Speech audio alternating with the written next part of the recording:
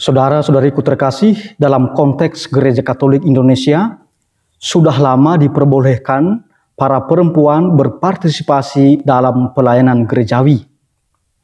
Ada yang menjadi ketua gereja stasi, boleh memimpin ibadat sabda, boleh juga menjadi lektor atau pembaca sabda, secara khusus bacaan pertama dan bacaan kedua, boleh menjadi pelayan komuni. Ada juga yang diangkat menjadi prodiakon, asisten imam. Ada pula yang menjadi pemazmur, putri altar, putri sakristi, dirijen, dan lain sebagainya. Tapi saudara-saudariku terkasih, dasar hukum gereja atas keterlibatan kaum perempuan sebagai lektor dan akolit baru ditetapkan pada 10 Januari 2021 oleh Paus Fransiskus. Melalui motu proprio Spiritus Domini, Paus Fransiskus merevisi kanon 230 paragraf pertama dari Kitab Hukum Kanonik untuk menetapkan apa yang selama ini sebenarnya sudah diperbolehkan dalam praktik liturgi gerejawi, yaitu peran perempuan awam untuk melayani sabda dan altar. Sejak dikeluarkannya motu proprio Spiritus Domini pada 10 Januari 2021, Paus Fransiskus menetapkan bahwa pelayanan lektor dan akolit harus terbuka bagi perempuan dan dapat diangkat secara tetap dan dilantik melalui mandat tertentu. Tentu, tidak ada yang baru tentang perempuan yang mewartakan firman Tuhan selama perayaan liturgi, atau melakukan pelayanan di altar sebagai pelayan altar atau sebagai pelayan ekaristi. Di banyak komunitas gerejawi di seluruh dunia, praktik ini telah disahkan oleh uskup setempat. Namun hingga saat ini, pelayanan tersebut telah terjadi tanpa mandat institusional yang benar dan tepat, sebagai pengecualian dari apa yang telah ditetapkan oleh Paus Santo Paulus ke-6 ketika pada tahun 1972 menghapus apa yang disebut tahbisan suci dan menggantinya dengan pelantikan lektor dan akolit.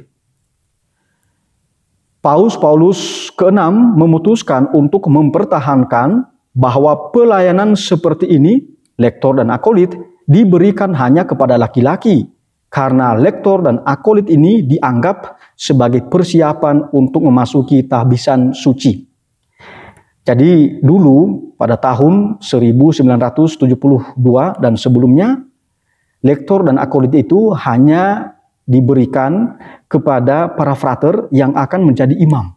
Tapi sekarang kepada awam, baik perempuan maupun laki-laki, lektor dan akolit itu diberikan, ya. Dan sebelum 2021, lektor dan akolit itu sebenarnya di dalam hukum gereja hanya kepada laki-laki, ya, belum kepada perempuan. Tapi sekarang sejak 2021 gereja memiliki dasar hukum bahwa memperbolehkan perempuan terlibat sebagai lektor dan akolit. Ini perubahan yang luar biasa, ya, saudara-saudari yang terkasih. Paus Fransiskus memberikan peran penting kepada perempuan di dalam pelayanan gerejawi. Sekarang setelah muncul dalam discernment sinode para uskup terakhir, Paus Fransiskus ingin meresmikan dan menetapkan kehadiran perempuan di altar. Sebelumnya, kanon 230 paragraf pertama hanya memperbolehkan laki-laki awam yang sudah mencapai usia dan mempunyai sifat-sifat yang ditentukan oleh dekret konferensi para uskup dapat secara tetap diangkat dalam pelayanan sebagai lektor dan akolit. Sekarang, dalam motu proprio Spiritus Domini, Paus menegaskan bahwa perempuan pun boleh diangkat secara tetap dalam pelayanan sebagai lektor dan akolit. Ya, ini perubahan luar biasa, saudara-saudari yang terkasih. Paus Fransiskus menyatakan bahwa ia ingin mewujudkan rekomendasi yang telah muncul dari berbagai pertemuan sinode, yang menulis bahwa perkembangan doktrinal telah dicapai pada tahun-tahun terakhir ini, yang telah menjelaskan bagaimana pelayanan tertentu yang dilembagakan oleh gereja memiliki dasarnya pada kondisi umum oleh karena dibaptis dan imamat rajawi diterima dalam sakramen pembaptisan. Oleh karena itu, Bapak Paus Fransiskus mengundang kita untuk menyadari bahwa apa yang sedang dibahas adalah pelayanan awam yang secara fundamental berbeda dari pelayanan tertahbis yang diterima melalui sakramen tahbisan suci. Kini, rumusan baru Kanon 230 paragraf pertama tersebut berbunyi demikian. Orang awam yang sudah mencapai usia dan mempunyai sifat-sifat yang ditentukan oleh dekret konferensi para uskup dapat diangkat secara tetap untuk menjalankan pelayanan sebagai lektor dan akolit dengan ritus liturgi yang ditentukan. Dengan demikian, dihapus frasa orang awam laki-laki dalam perubahan Kanon 230 paragraf pertama sejak motu proprio ini diberlakukan pada 10 Januari 2021. Dalam surat pengantar motu proprio yang ditujukan kepada prefek Kongregasi untuk Ajaran Iman, Kardinal Luis Ladaria, Bapak Suci Fransiskus menjelaskan motivasi teologis di balik keputusannya. Saudara-saudariku yang terkasih, Kongregasi untuk Ajaran Iman sejak 2022 berubah nama menjadi Dikasteri untuk Ajaran Iman, dan semua yang berbentuk kongregasi diubah menjadi dikasteri ya sejak 2022 melalui Konstitusi Apostolik Predicate Evangelium. Paus Fransiskus menulis bahwa dalam cakrawala pembaruan yang ditelusuri oleh Konsili Vatikan II, saat ini ada urgensi yang semakin meningkat untuk menemukan kembali tanggung jawab bersama semua orang yang dibaptis dalam gereja dan misi kaum awam pada khususnya. Dengan mengutip dokumen akhir sinode untuk wilayah Amazon, Paus Fransiskus mengamati bahwa bagi seluruh gereja dalam berbagai situasi sangat mendesak agar pelayanan dipromosikan dan diberikan bagi pria dan perempuan.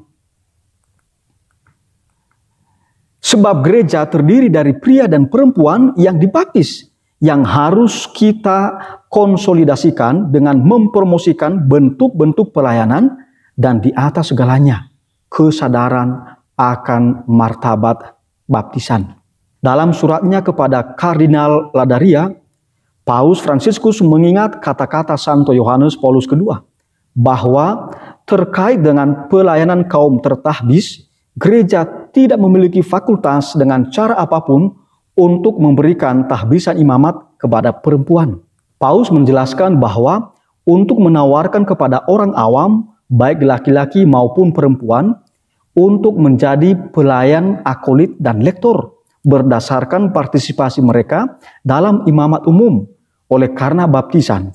Kesadaran akan tumbuh juga melalui tindakan liturgis atau pelantikan tentang kontribusi berharga yang telah diberikan oleh banyak orang awam, termasuk perempuan, dalam kehidupan dan misi gereja yang telah berlangsung dalam beberapa waktu.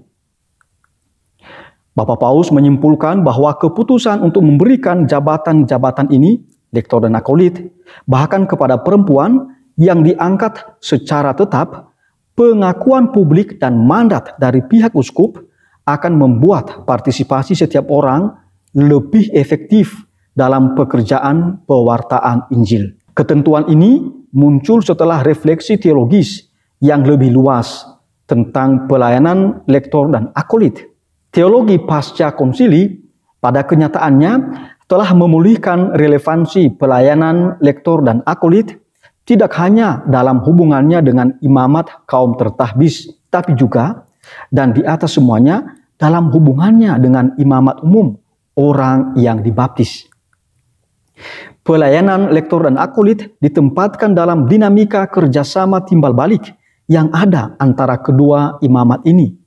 Dan sifat khusus awam menjadi semakin jelas sehubungan dengan imamat yang dilaksanakan oleh semua yang dibaptis berdasarkan pembaptisan mereka, Saudara-saudariku yang terkasih, kita tahu di dalam Konsili Vatikan kedua ada hal yang sangat signifikan, yang sangat penting, bahwa semua kita yang dibaptis memiliki martabat sebagai imam. Tentu saja ada imam tertahbis, lalu ada imam umum, yaitu kaum awam, itu ya. Tetapi semua kita mengambil bagian di dalam tugas Kristus. Saudara-saudariku yang terkasih, di bagian terakhir ini marilah kita melihat kesimpulan apa yang menjadi tugas lektor dan akolit. Dalam perayaan liturgi, tugas lektor yakni pertama, membaca sabda Allah, bacaan pertama dan bacaan kedua yang bukan Injil. Yang kedua, menyiapkan bacaan-bacaan misa. Yang ketiga, membawa evangeliarium dalam perarakan masuk misa. Dan yang keempat, menjadi kantor atau penyanyi untuk mazmur tanggapan. Atau menjadi pemazmur ya. Sementara tugas akolit yaitu menyiapkan altar, membantu imam atau diakon dalam perayaan liturgis, misalnya menjadi seremoniarius. Ini umumnya dilakukan oleh akolit frater yang akan ditabiskan menjadi imam. Akolit juga merupakan pelayan luar biasa komuni suci, sebagaimana diatur dalam kanon 910. Nah, umumnya ini dilakukan oleh akolit awam atau prodiakon atau asisten imam. Dan asisten imam juga diperbolehkan memakamkan umat Katolik, ya, kalau seandainya para imam berhalangan untuk memakamkan umatnya. Jadi dalam gereja kita sudah diberikan peran yang luar biasa kepada awam, ya. Bahkan kepada perempuan juga sudah diberikan peran itu, berpartisipasi sebagai pelayan gerejawi. Berdasarkan kanon 943, akolit dalam keadaan khusus di mana tidak ada imam atau diakon dapat melakukan pentataan dan pengembalian sakramen Maha Kudus tanpa memberikan berkat sebagaimana layaknya seorang imam. Saudara-saudariku yang terkasih, berita ini saya terjemahkan dari situs resmi Vatikan, yaitu vaticannews.va.